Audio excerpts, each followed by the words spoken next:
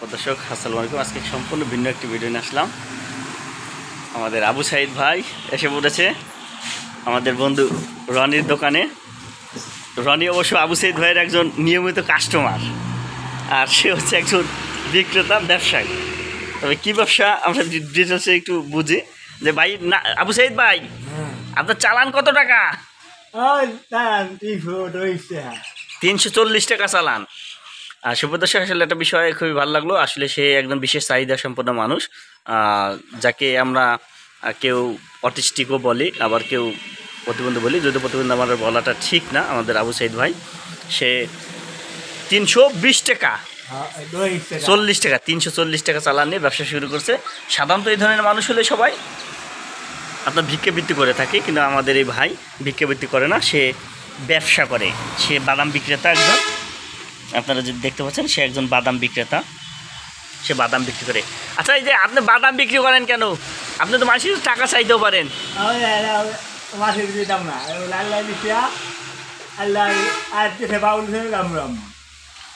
সুপ্রদর্শক আসলে একটা কথা, মূল্যবান একটা কথা আমরা ভাইয়ের কাছ থেকে শুনলাম যে সে মানুষের টাকা চাবে কেন?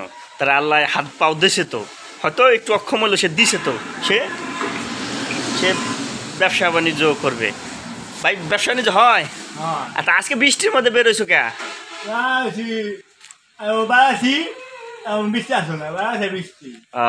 সুপ্রদর্শক আসলে যখন বের হয়েছে আমাদের আবু সাইদ ভাই তখন বৃষ্টি ছিল না, আর এখন বৃষ্টি হয়েছে। আপনারা দেখতে পাচ্ছেন আকাশের অবস্থাটা খুবই বৈরী আবহাওয়া। সকাল থেকে এই পর্যন্ত বৃষ্টি হয়েছে, কিন্তু আমাদের ভাই ঠিকই তার কর্মে স্থলে এসে পড়েছে। সাধারণত ওই বিক্রি হয় কোথায়? গাড়িতে গাড়িতে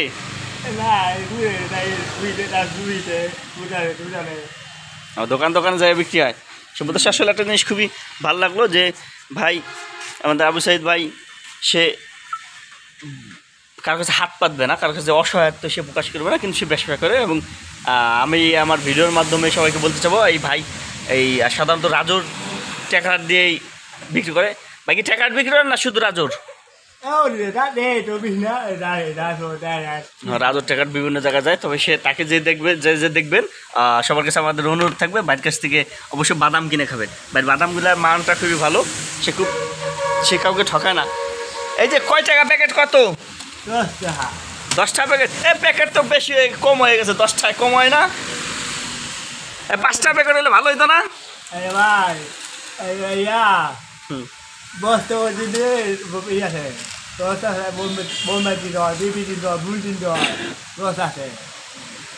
ও, এটিতে কি কি কিনতে হয়? মরিচ কিনতে,